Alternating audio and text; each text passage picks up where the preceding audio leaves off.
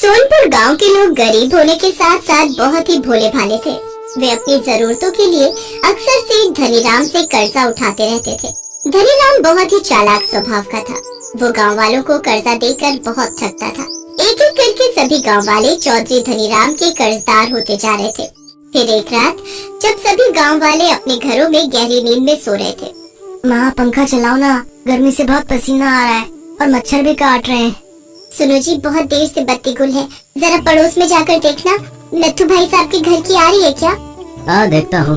पता नहीं बत्ती पहले तो इतनी देर के लिए कभी नहीं गई, आज ही परेशान कर रही है।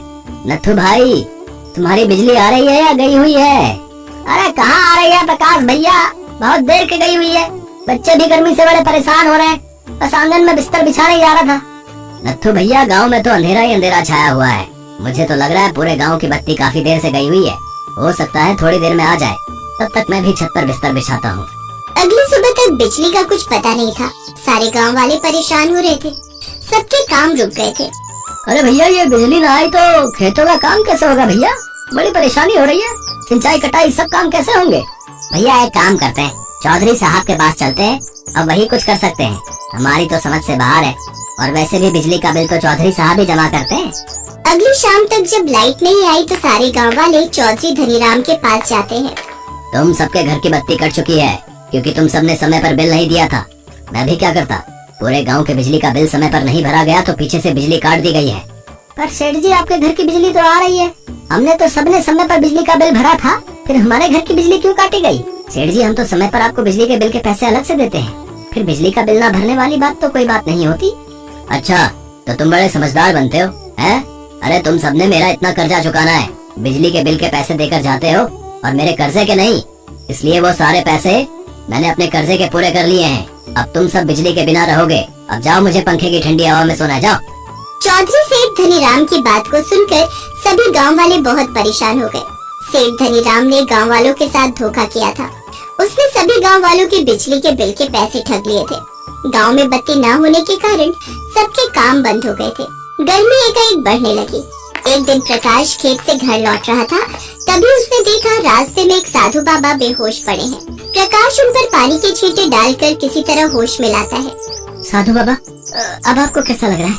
मैं ठीक हूँ बेटा, बस गर्मी से थोड़ी कमजोरी आ गई थी, इसलिए शायद बेहोश हो गया। ऋषिवर, यही पास में मेरा घर है, आप कुछ देर मेरे घर चलकर आराम कीजिए। प्रकाश उन साधु बाबा को अपने घर ले आता है, तभी नत्थू से आवाज लगाता है। प्रकाश भैया, एक बार चौधरी साहब के पास दोबारा चलते हैं, हो सकता है वो हमारी बात मान जाए और बिजली आ जाए। बच्चों का रो रो कर बुरा हाल हो रहा है, ऊपर से खेत का सारा काम बंद पड़ा है, कुछ समझ नहीं आ रहा भैया। नत्थू भैया, मैं भी थोड़ी देर में तुमसे बात करता हूँ। चलिए साधु बाबा, भीतर चलिए। कमला, जाकर साधु बाबा के लिए ठंडा सत्तू बना दे, और कुछ रोटी और सब्जी है तो वो भी ले आ। जी, मैं अभी लाई। क्या बात है बेटा, क्या तुम्हारे गांव में बिजली की कोई समस्या है? जी ऋषिवर, हमारे सभी गांव वाले इस परेशानी से गुजर रहे हैं, और परेशानी की वजह है चौधरी धनीराम। प्रकाश साधु बाबा को सारी बात बताता है। कुछ देर बाद कमला भोजन और सत्तू बनाकर ले आती है। भोजन करने के पश्चात साधु बाबा प्रकाश से बोले, बेटा, बेईमान लोगों को ईश्वर अपने आप ही सजा देते हैं। तुम सब गांव वाले बहुत ही भले हो, ये मैं साफ देख पा रहा हूँ, इसलिए मैं तुम्हारी मदद अवश्य करूँगा। अब तुम सब गांव वालों को बिजली के लिए चौधरी धनीराम के पास नहीं जाना पड़ेगा। मैं अपनी विद्या शक्ति से तुम्हारे आंगन में लगे इस पेड़ में जादुई बिजली पैदा कर सकता हूँ। जादुई बिजली का ये पेड़ पूरे गांव में बिजली पहुँचाएगा, और यदि किसी ने इस जादुई बिजली के पेड़ को नुकसान पहुँचाने की कोशिश की तो उस व्यक्ति के घर की बिजली हमेशा के लिए चली जाएगी। फिर कोई भी उपाय उस व्यक्ति के घर में बिजली नहीं ला पाएगा। क्या आप सच कह रहे हैं ऋषिवर? आपका ये उपकार हम गाँव वाले कभी नहीं भूलेंगे। साधु बाबा के चमत्कार से प्रकाश के घर के आंगन में लगा पेड़ जादुई बिजली का पेड़ बन जाता है, और उसमें से चिंगारी निकलकर सभी गांव वालों के घरों तक पहुंच जाती है। गांव वालों के घर में जब बिजली आती है तो गांव वाले खुश हो जाते हैं। उन्हें इस बात का पता चलता है तो सब साधु बाबा को धन्यवाद कहते हैं। उसके पश्चात साधु बाबा वहाँ से चले जाते हैं। प्रकाश भैया, उन साधु बाबा ने हमें कितनी बड़ी उलझन से निकाल दिया। आज परिवार के लोग भी खुश हैं, हमारे काम भी ठीक हो गए। अब हमें बिजली की कोई समस्या नहीं हो रही। इस पेड़ से हमारे सबके घरों में रोशनी आ गई है भैया। अब कल से हम खेतों में काम भी करेंगे। प्रकाश भैया, मुझे तो चौधरी धनीराम का डर है, कहीं उसने इस पेड़ को कोई नुकसान पहुंचा दिया तो हम क्या करेंगे। चिंता मत करो साथियों, चौधरी सेठ धनीराम इस बिजली के पेड़ का कुछ नहीं बिगाड़ सकता। अगर वो ऐसा करेगा तो उन्हें पछतावे के सिवा कुछ नहीं मिलेगा। उन सब की बात मटकू नाम का एक भेदी सुन रहा था, जो सेठ धनीराम के आगे पीछे घूमता था। वो सेठ धनीराम के पास गया और उसे सारी बात बता दी। धनीराम जी, मैं सब गांव वालों की बातें सुनकर आ रहा हूँ। सब गांव वालों में एकता हो गई है, वो आपको कुछ नहीं समझते। हाँ, उन्होंने तो यहाँ तक कह दिया कि आप उस बिजली के पेड़ का कुछ नहीं बिगाड़ सकते, नहीं तो आप बिजली से हाथ धो बैठेंगे। हाँ। अरे मटकू, तू मुझे कितने सालों से जानता है, ये अनपढ़ गवार गांव वाले मेरे बिना कुछ नहीं कर सकते। मैं आज रात ही उस पेड़ को कटवा दूंगा, फिर देखता हूँ मेरे पास बिजली के लिए गिड़गिड़ाते हुए आएंगे। उसी रात जब पूरे गांव में सन्नाटा था, तो सेठ धनीराम अपने कुछ आदमियों के साथ प्रकाश के घर जाता है। प्रकाश और उसके घर वाले गहरी नींद में सो रहे थे। ये प्रकाश का बच्चा गहरी नींद में पंखे के नीचे सो रहा है। चलो जल्दी से इस बिजली के पेड़ को काट दो, मैं भी देखता हूँ ये सब कैसे इस बिजली का आनंद उठाते हैं। जैसे ही सेठ धनीराम के आदमी उस पेड़ को छूने लगते हैं, पेड़ में से करंट और चिंगारी निकलने लगती है। धनीराम के आदमी डर कर भाग जाते हैं। सेठ जी, हम इस पेड़ को कुछ नहीं कर सकते, ये पेड़ करंट छोड़ रहा है, इसे तो छूना भी खतरे से खाली नहीं है। हमारे घर में भी बाल बच्चे हैं, हम इस पेड़ को हाथ नहीं लगा सकते। हाँ सेठ जी, भले ही आप हमें नौकरी से निकाल दो, पर हम इस पेड़ को हाथ नहीं लगाएंगे। ये पेड़ तो बहुत करंट और आग छोड़ रहा है। अरे रुको तो, अरे कहाँ भागे जा रहे हो नालायकों? अरे मूर्खों, इधर आओ। लगता है अब मुझे ही इस पेड़ को काटना पड़ेगा। सेठ धनीराम जैसे ही कुल्हाड़ी उठाता है, कुल्हाड़ी पेड़ से लगकर करंट और आग छोड़ने लगती है। सेठ धनीराम डर जाता है। अरे रे बाप रे, ये तो बहुत जोरों का करंट मार रहा है। सेठ धनीराम डर के मारे कांप जाता है और घर लौटता है, पर वो देखता है उसकी पत्नी और बच्चे घर के बाहर खड़े हैं। गर्मी से उनका बुरा हाल था। अजय कहाँ चले गए थे इतनी रात में? जरा पता करो, पूरे गांव की बिजली आ रही है, सिर्फ हमारे घर की बिजली गायब है। ऐसा कैसे हो सकता है? क्या हमारे घर की बिजली चली गई? ये कैसे हो सकता है? तुम्हें अपने किए पर पछतावा है, इसलिए ये बिजली वापस आई है। अब सब गांव वालों की बिजली के बिल तुम्हें जमा कराने होंगे, ताकि गांव की भी बिजली लौट सके, वरना फिर से तुम्हें इस बात की सजा मिल सकती है। मैं वादा करता हूँ साधु बाबा, मैं अब कभी भी बेईमानी नहीं करूँगा। अब पूरे गांव में बिजली रहेगी। साधु बाबा, अब से धनीराम जी ने हमें बिजली देने का वादा किया है, तो आप मेरे घर के आंगन के पेड़ से जादुई बिजली हटा दीजिए, ताकि फिर कोई उस पेड़ को नुकसान न पहुंचा सके।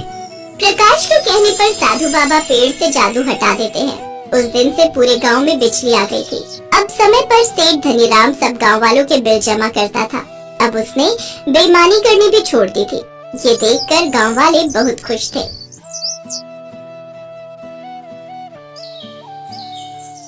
पूनम बनारस शहर में अपने पति मनोज और सास के साथ रहती थी।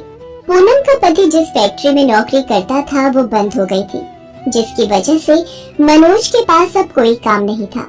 एक दिन पूनम ने मनोज से कहा, सुनो जी, क्यों ना हम अपना ही कोई काम शुरू करें? आपको तो पता ही है कि मैं अच्छा खाना बना लेती हूँ, और मैंने सुना है आजकल ढाबे और होटल का काम बहुत चल रहा है, और हमारे इस एरिया में कोई ढाबा नहीं है।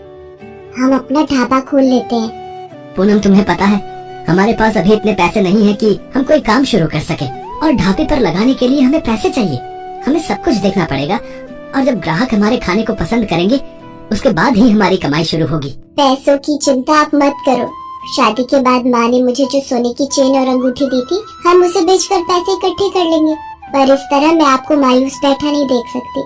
मैंने आपसे शादी की है तो आपका हर दुख सुख में साथ निभाना मेरा कर्तव्य है। माँ अन्नपूर्णा का नाम लेकर हम अपना ढाबा शुरू करते हैं। देवी मैया हमें अपने आप इस काम में सफलता देंगी। तुम्हारे जैसी बहू पाकर हम धन्य हो गए पूनम। तुम इस परिवार के लिए कितना अच्छा सोचती हो। देखा, अब माँ जी भी हमारे साथ है। हम तीनों मिलकर ढाबे पर खूब मेहनत करेंगे। पूनम की हिम्मत देखकर मनोज को भी हिम्मत मिलती है, और कुछ दिनों में पूनम मनोज और अपनी सास के साथ मिलकर अन्नपूर्णा ढाबा नाम से एक ढाबा खोल लेती है। माँ अन्नपूर्णा, ये पहला भोग आपके लिए। आज आपकी कृपा से हमने ये नया ढाबा खोल लिया है। अपनी कृपा हमेशा हम पर बनाए रखना माँ। खाना तो बहुत ही स्वादिष्ट है? वाकई में इस ढाबे का खाना बहुत ही स्वादिष्ट है भाई, वाह।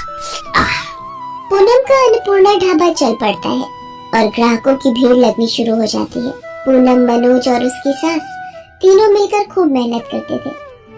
सुबह से लेकर रात तक वो लोग ढाबे पर खाना बनाकर ग्राहकों को देते थे। ढाबे की बढ़ती बिक्री देखकर पूनम और मनोज दोनों बहुत खुश थे।